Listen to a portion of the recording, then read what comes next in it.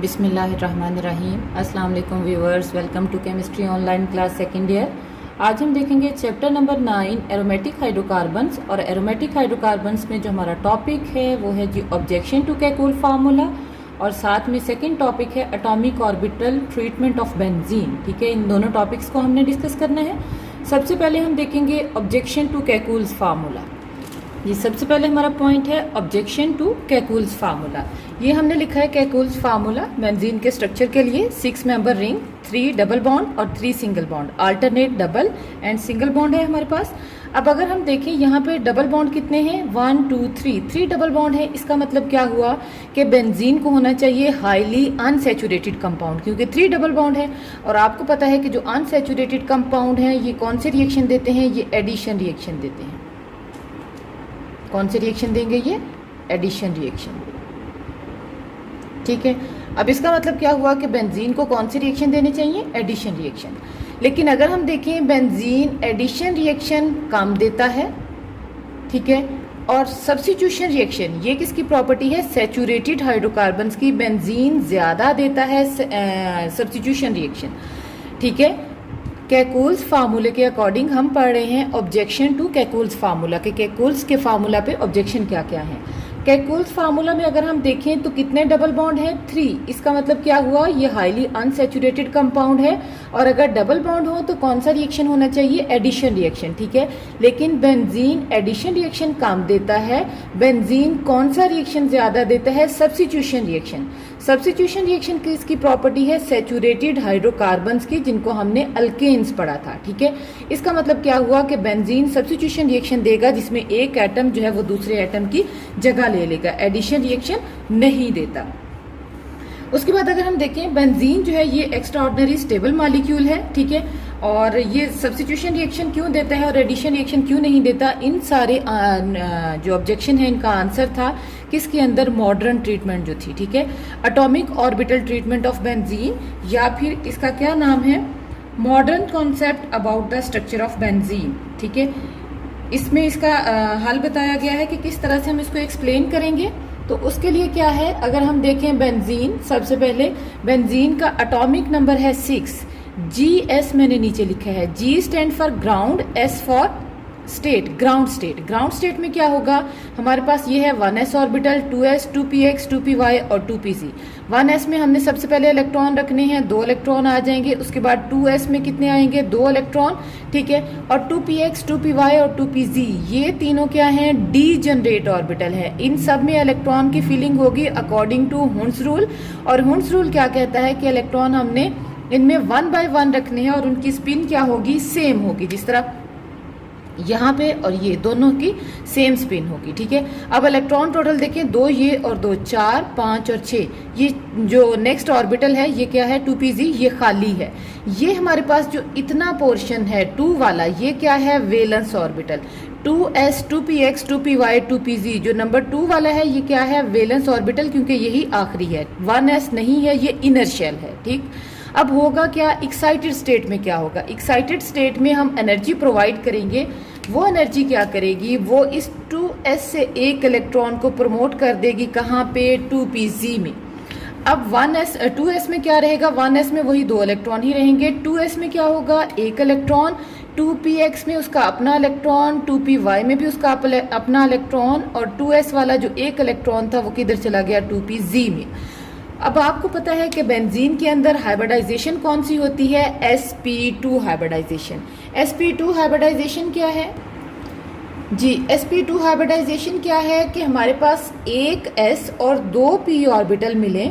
ठीक है, तीनों मिलके एक ही शेप के 3 sp2 हाइब्रिडाइज्ड ऑर्बिटल बना दे। ठीक है, अब इन तीनों में इलेक्ट्रॉन कितने हैं, 1 2 3, तो यहाँ पे भी 1 2 3 इलेक्ट्रॉन आ जाएंगे। ये जो 2pz ऑर्बिटल है ये अनहाइब्रिडाइज्ड रहेगा, इसने हाइब्रिडाइजेशन में पार्टिसिपेट नहीं किया, इसकी एनर्जी ज्यादा होगी किसकी निस्बत, इसकी निस्बत। देखिए मैंने इसको नीचे की तरफ लिखा है और 2pz को थोड़ा सा ऊपर लिखा है, किसकी निस्बत, sp2 की निस्बत, तीनों sp2 की निस्बत। इसका मतलब क्या हुआ कि इसकी एनर्जी ज्यादा है किसकी निस्बत, sp2 हाइब्रिडाइज्ड ऑर्बिटल की निस्बत। अब ये थी एक कार्बन की, हम इसको ड्रॉ करेंगे 6 कार्बन के लिए कि 6 कार्बन में ये किस तरह से ड्रॉ होंगे। जी, अब आपको पता है कि sp2 हाइब्रिडाइजेशन से जो हमारे पास शेप आती है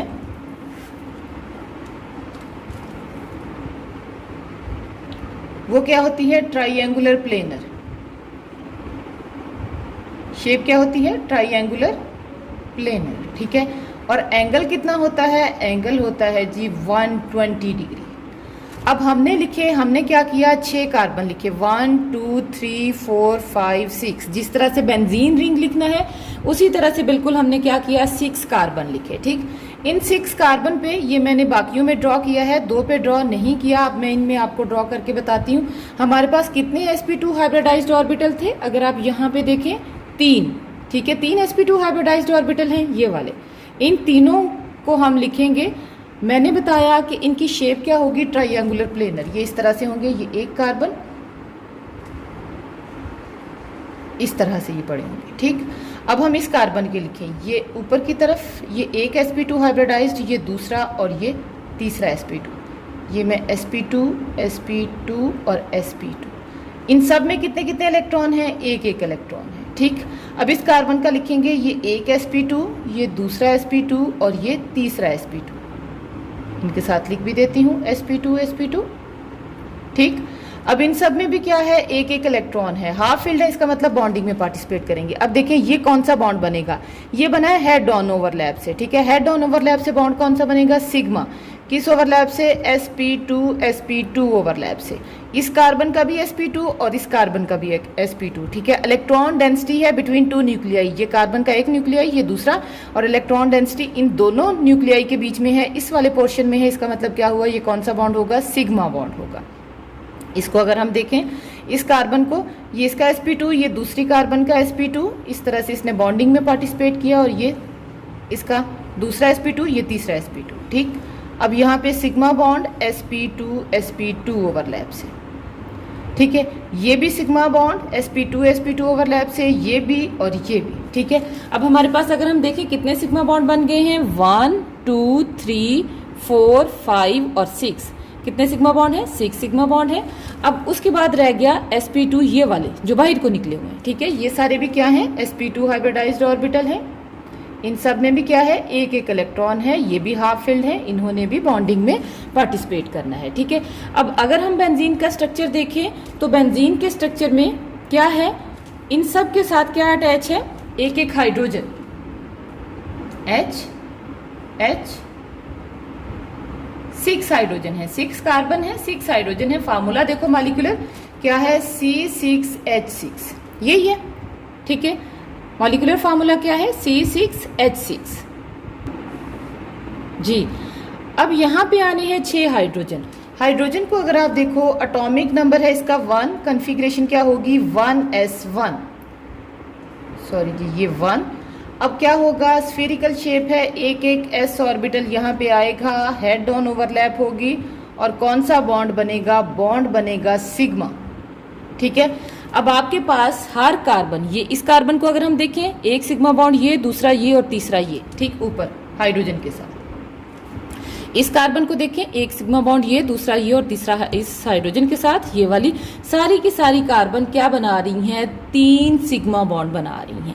ये तो था सिग्मा बॉन्ड का फ्रेमवर्क, और सारे के सारे जो एंगल हैं कार्बन कार्बन के बीच में, ये कितने होंगे, 120 के होंगे, ठीक है। हर कार्बन की शेप क्या है, ट्राइएंगुलर प्लेनर है।